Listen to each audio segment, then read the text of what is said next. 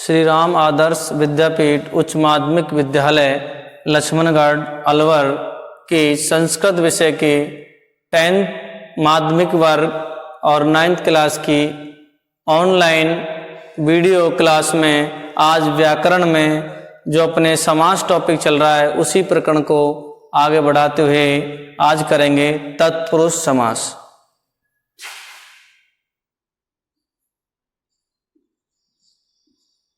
तत्पुरुष समास। सबसे पहले तो इसकी परिभाषा है तत्पुरुष समास।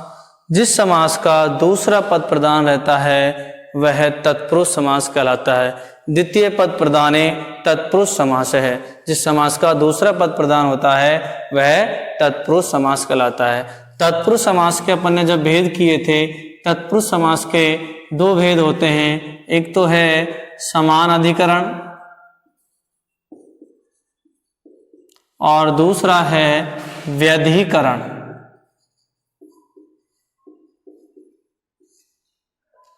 समान अधिकरण के जो पुनः उपभेद किए, समान अधिकरण के दो होते हैं, एक तो कर्मधारय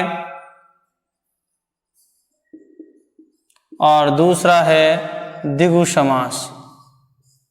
दूसरा है द्विगु समास। इसी प्रकार अपना व्यधिकरण। समान अधिकरण का मतलब होता है जिस समास के दोनों पदों में समान विभक्ति हो। दोनों पदों में क्या हो? समान विभक्ति हो, वो समान अधिकरण होता है। समान विभक्ति दोनों पदों में समान विभक्ति हो, वो समान अधिकरण होता है। और व्यधिकरण होता है कि जिस समास में ये अपना जो होता है ये 6 प्रकार का होता है। 6 प्रकार का होता है व्यधिकरण तत्पुरुष। द्वितीया से लेकर के द्वितीया, तृतीया, चतुर्थी, पंचमी,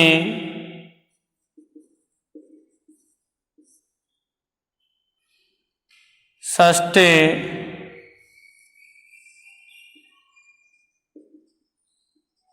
और सप्तमी।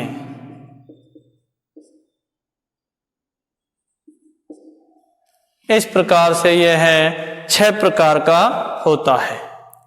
अब अपन जो पढ़ेंगे वो करेंगे व्यधिकरण तत्पुरुष। कौन सा पढ़ेंगे? व्यधिकरण तत्पुरुष। व्यधिकरण में जो सबसे पहले यहां है अपन लिखेंगे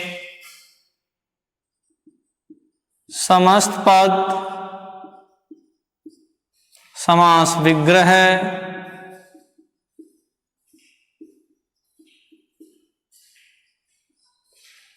और अर्थ, ये अपन टॉपिक लिखेंगे। समस्त पद, समास विग्रह और अर्थ। तो व्यधिकरण में सबसे पहले लेते हैं अपन द्वितीय तत्पुरुष।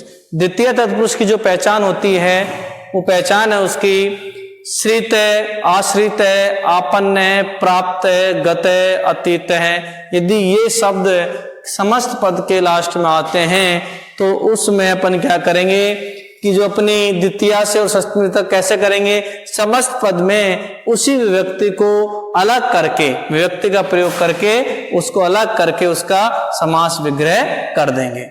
जैसे मान लीजिए समस्त पद में आ गया ग्राम गत है। मैंने पहचान बताई थी कि समस्त पद में अंत में आएगा गत, आपन्न, प्राप्त है। ध्यान रखना, द्वितीय तत्पुरुष में क्या आएगा? गत है, आपन्न है,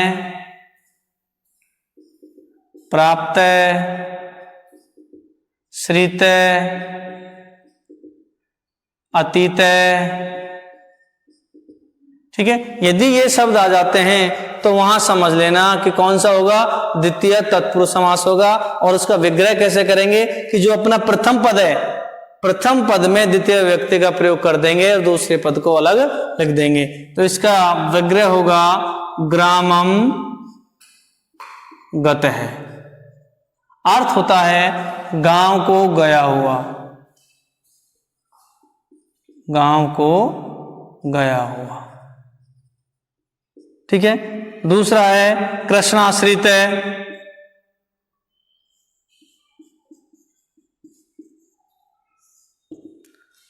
ठीक है।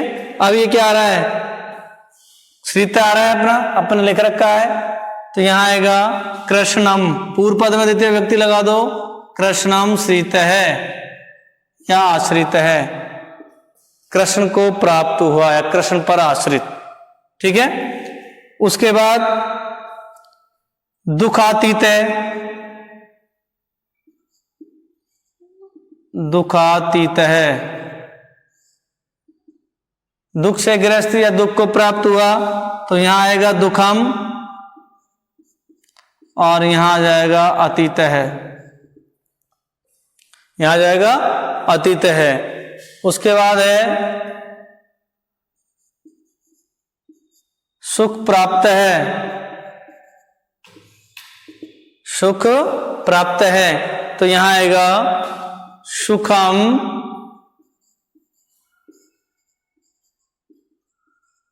प्राप्त है। अपन ने जो पहचान बताई थी वो शब्द अपने आ रहे हैं, गत है, आपन्न है, प्राप्त है, श्रित है, अतीत है। ठीक है, ये शब्द जो आ रहे हैं तो इसका अर्थ हो जाएगा ग्रामम गत है, गांव को गया हुआ, कृष्ण श्रित है, कृष्णम श्रित है, कृष्ण पर आश्रित, दुखातीत है, दुखम अतीत है, दुख से ग्रसित, और सुख प्राप्त है, सुखम प्राप्त है, इसका अर्थ होता है सुख से ग्रसित या सुख को प्राप्त हुआ। इस प्रकार ये अपना द्वितीय तत्पुरुष पूरा हुआ।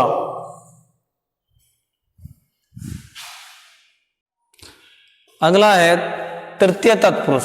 कौन सा है? तृतीय तत्पुरुष। इसमें देखिए वही समस्त पद,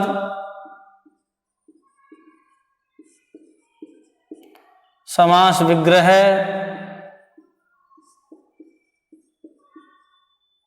है तो एक ही, लेकिन अपन अलग अलग तरीके से करेंगे तो हो जाएगा और अर्थ। ठीक है, तो देखिए इसका है हरित्रात है। तरीमान होता है रक्षा करना, ठीक है ना, हरि से रक्षित, से का मतलब होता है सहायता, तृतीय व्यक्ति में क्या होता है सहायता, तो यहां हरित्रात है तो यहां हो जाएगा प्रथम पद में तृतीय व्यक्ति लगा दो, हरिणा त्रात है, हरिणा त्रात है, अर्थात हरि से रक्षित।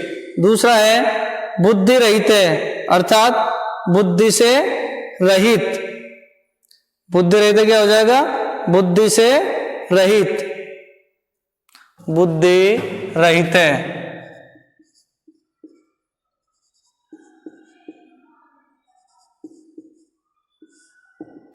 यहां क्या हो जाएगा, बुद्धिया रहित है या हीन है, हीन कर दो या रहित है कर दो। ठीक है, तो यहां आएगा हरि से रक्षित, हरि माने भगवान, हरि से रक्षित या बुद्धि से रहित, बुद्धि से हीन या रहित। ठीक है, अगला है शंकुलया खंड, शंकुलया खंड, सरोते से किया हुआ टुकड़ा, शंकुला खंड, सरोते से किया हुआ टुकड़ा, शंकुला खंड, तो यहां आएगा शंकुलया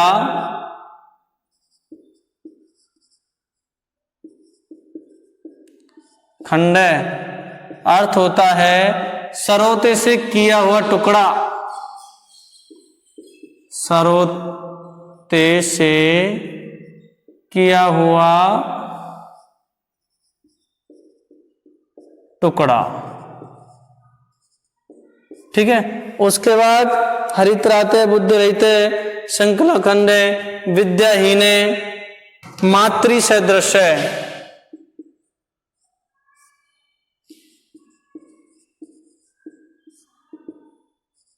इसका होगा, अब माता शब्द के रूप चलेंगे। ठीक है, माता और पिता के शब्द होते हैं तो तृतीय व्यक्ति में ता तरम त्रा, तो यहां आएगा मात्रा, और सदृश है, अर्थात माता के समान।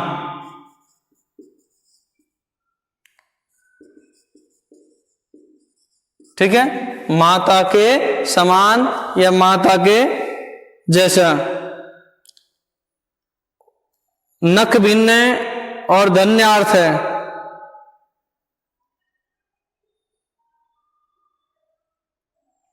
नख भिन्न है, नख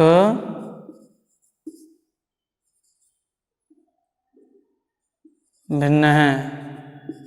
तो देखिए यहां आएगा नाखूनों से रहित, नखई भिन्न है।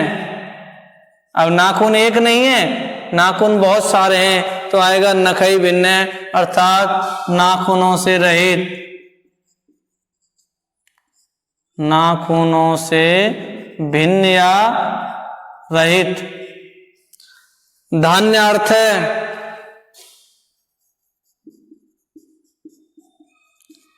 धान्य अर्थ है, तो यहां आएगा धान्येन अर्थ है, अर्थात धान के लिए क्या, धन, धान के लिए धन। तो ये अपना हो गया तृतीय तत्पुरुष। आएंगे सब तत्पुरुष में ही, लेकिन अपन ने भेद किए तो भेदों के हिसाब से आएंगे। यहां पता लग रहा है कि पूर्व पद में तृतीय व्यक्ति लग रही है। ठीक है, यहाँ त्रा अरिणा लग रही है, यहाँ बुद्धिया हो गया, संकुलया हो गया स्त्रीलिंग है, यहाँ मात्रा है, यहाँ नखई बहुवचन में है, यहाँ एन लग रहा है, इसलिए इसमें क्या है, तृतीय तत्पुरुष है। देखिए चतुर्थी तत्पुरुष कौन सा, जिसमें पूर्व पद में चतुर्थी विभक्ति लगाएंगे, चतुर्थी तत्पुरुष। तो देखिए गो हित सुख बल, ये शब्द आ जाए, गो हित सुख बल, ये शब्द आ जाए तो समझ लेना वहां कौन सी विभक्ति लगेगी, चतुर्थी विभक्ति का प्रयोग होता है। ठीक है, वहां क्या लगेगा, चतुर्थी विभक्ति का प्रयोग होता है। आता है अपना गो सुखम,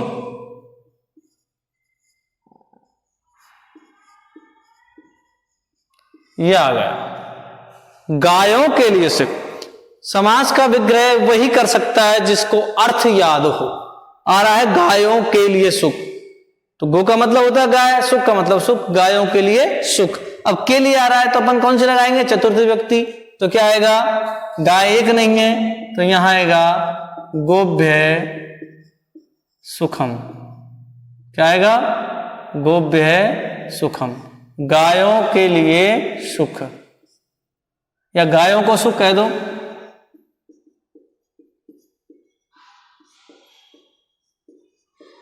ठीक है, आएगा भूत बलि, क्या है, भूत बलि। तो भूत एक नहीं है, समास में क्या आएगा, भूतों के लिए बलि। क्या आएगा, तो भूत है भूतेभ्य, भूतेभ्य है बलि, भूतों के लिए बलि।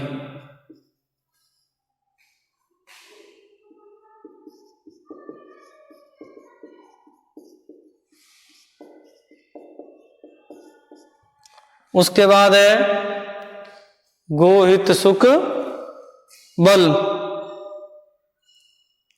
अब है धन कामना, धन कामना, धन के लिए इच्छा, तो यहां आएगा धनाय कामना, धन के लिए कामना।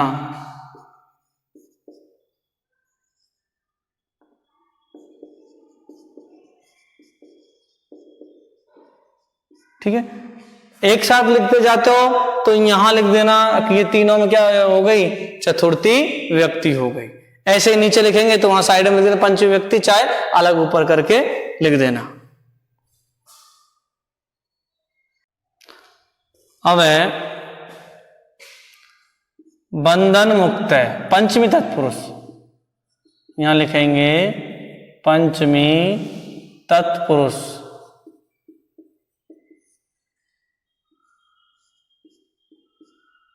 बंधन मुक्त है। क्या आएगा? बंधनात् मुक्त है, अर्थात बंधन से मुक्त। अर्थ क्या होता है? बंधन से मुक्त। अब है पंचमी तत्पुरुष। पंचमी तत्पुरुष में जो समस्त पद है उसमें पंचमी व्यक्ति को अलग कर देंगे और फिर लिख देंगे बंधनात् मुक्त है। क्या हो जाएगा? बंधनात् मुक्त है, बंधन मुक्त है, अर्थात बंधन से मुक्त। वृक्ष पतित है, वृक्षात् पतित है, वृक्ष से गिरा हुआ। चोर भयम, चोराद भयम, चोर से डर। स्तोक मुक्त है, स्तोकान मुक्त है। ठीक है, इस तरह से ये पंचमी तत्पुरुष तुम्हारा पूरा हुआ। अब करेंगे षष्ठी तत्पुरुष। षष्ठी तत्पुरुष।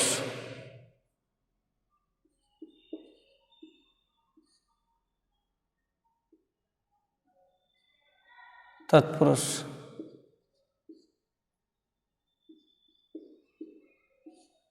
षष्ठी जो तत्पुरुष है उसमें देखिए यहां देवपति है, राजदंड है, ठीक है, वृक्ष छाया,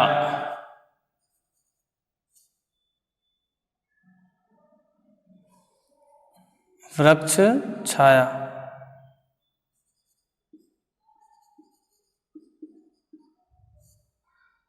और राजपुरुष है। ये उदाहरण है अपने। ठीक है, अब देखिए देवपति अर्थात देवताओं का पति। अब देवता एक है तो षष्ठी व्यक्ति बहुवचन आएगा, देवता में क्या आएगा? देवानाम पति ही। विग्रह में क्या करेंगे?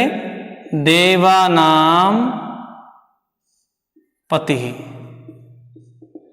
देवताओं के पति, देवताओं के या का पति। ठीक है स्वामी। ठीक है, राजदंड है, राजा का दंड, तो राजा की षष्ठी व्यक्ति होती है राज्ञ है, दंड है, अर्थात राजा का दंड। ये राजदंड हो गया। वृक्ष छाया, वृक्ष की छाया की आ रहा षष्ठी व्यक्ति वृक्ष से छाया, वृक्ष की छाया।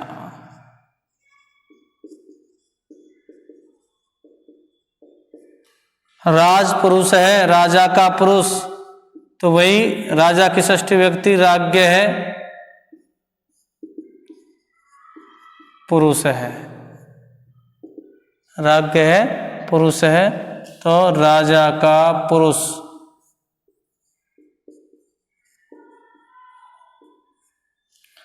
ठीक है, ये अपना कौन सा हो गया? षष्ठी तत्पुरुष हो गया।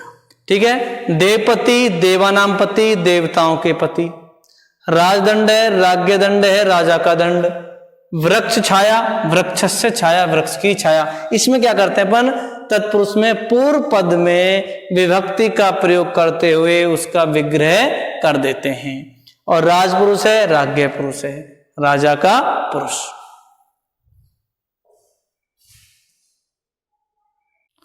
अब है सप्तमी तत्पुरुष। सप्तमी जिसमें पूर्व पद में क्या करेंगे?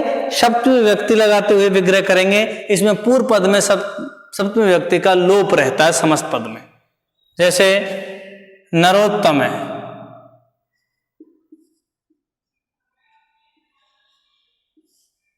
नरोत्तम है, नरमान मनुष्य, उत्तम श्रेष्ठ, मनुष्यों में श्रेष्ठ। मनुष्य एक नहीं है तो यहां विभक्ति करेंगे, मनुष्यों में बहुत है तो क्या करेंगे? सप्तमी व्यक्ति बहुवचन होता है नरेषु, तो हो जाएगा नरेषु, पूर्व पद में विभक्ति का प्रयोग करेंगे, द्वितीय पद को ऐसे लिख देंगे नरेषु उत्तम है।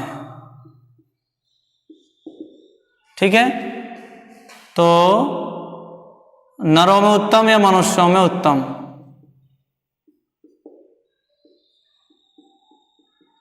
श्रेष्ठ। ठीक है, उसके बाद युद्ध वीरे,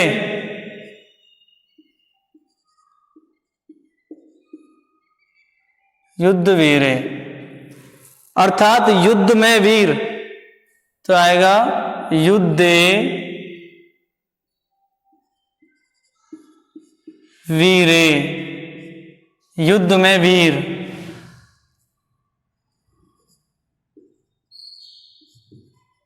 युद्ध में वीर। ठीक है, उसके बाद है पितृ स्नेह, पिता पर प्रेम या पिता में प्रेम। तो पित्या की पितृ शब्द बनेगा, इसकी सप्तमी व्यक्ति एक वचन होता है ता त्रम त्रा त्रे तू तू तरी, अर्थात तरी, पितरी।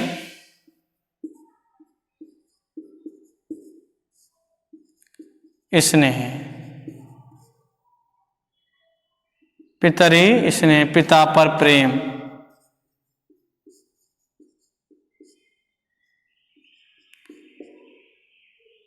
देखिए इसका सप्तमी का है कुशल श्रेष्ठ निपुण, उत्तम कुशल श्रेष्ठ निपुण। ठीक है ना, ये जहां आ जाए वो समझ लो उसमें कौन सी श्रद्धा विश्वास आस्था, इस सब में सप्तमी व्यक्ति का प्रयोग होता है। और एक है अक्ष सौंडय, अक्ष माने पासा, सौंड माने होता है चातुर्य। तो यहां आएगा पासा फेंकने में चतुर, तो पासा एक नहीं है, अक्षेषु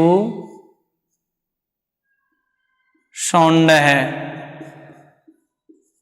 सौंड आदि चतुर सप्तमी व्यक्ति होती है, पासा फेंकने में चतुर, पासा फेंकने में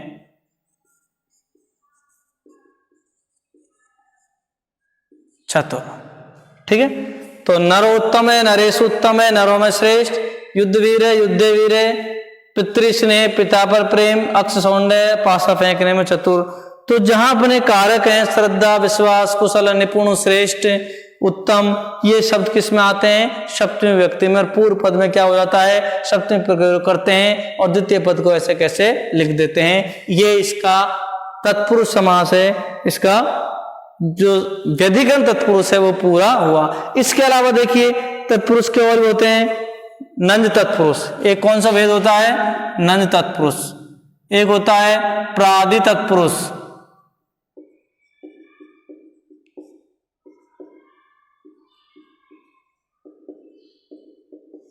ठीक है, और एक होता है उपपद तत्पुरुष।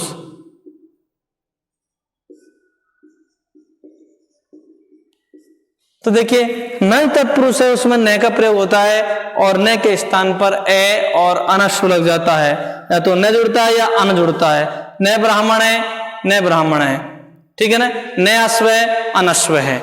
अर्थात जहां स्वर से शुरू हो रहा है विग्रह में वहां अन जुड़ता है, और जहां व्यंजन से शुरू होता है वहां न जुड़ता है। तो न पुरुष है, न पुरुष है, अपुरुष है, ऐसे शब्द आ जाए तो वो आएंगे नंज तत्पुरुष। प्रादि तत्पुरुष में ये है तुम्हारा, ये जो प्रादि तत्पुरुष है ये श्रेष्ठ एवं द्वितीय पद जो होता है उत्तर पद में उसका होता है, जैसे प्राचार्य, प्रगत है, आचार्य, ठीक है ना। उपपद में क्या होता है? उत्तर पद जो होता है तुम्हारा कुंभकार है, कुंभम करोति इति कुंभकार है, ठीक है। दोनों पदों में उत्तर पद होता है, उसके आधार पर इसका विग्रह होता है। तो तत्पुरुष समास, व्यधिकरण, नंज तत्पुरुष, प्रादि तत्पुरुष, उप तत्पुरुष, ये इसके और उपभेद हैं, ठीक है। इस प्रकार तुम्हारा ये तत्पुरुष समास पूरा होता है। अगली वीडियो में पढ़ेंगे कर्मधारय समास। कर्मधारय की थोड़ी सी डिटेल बता देता हूं। जिस समास के दोनों पदों में समान व्यक्ति हो, अर्थात एक ही व्यक्ति हो वो तत्पुरुष समास कहलाता है, अर्थात जहां विशेषण विशेष का भाव हो वो कर्मधारय समास कहलाता है। तत्पुरुष का ही भेद है, समान अधिकरण में आता है, दोनों पदों में समान व्यक्ति आती हैं, ठीक है। और जो तुम्हारा कर्मधारय समास है वो 4 प्रकार का होता है। ये अगली वीडियो में करेंगे। आज के वीडियो में तत्पुरुष समास द्वितीय व्यक्ति से लेकर के और सप्तमी व्यक्ति तक व्यधिकरण तत्पुरुष 6 प्रकार का होता है, ठीक है ना। उसके अलावा इसको वेद नंद तत्पुरुष, प्रातिपदिक तत्पुरुष और उपपद तत्पुरुष।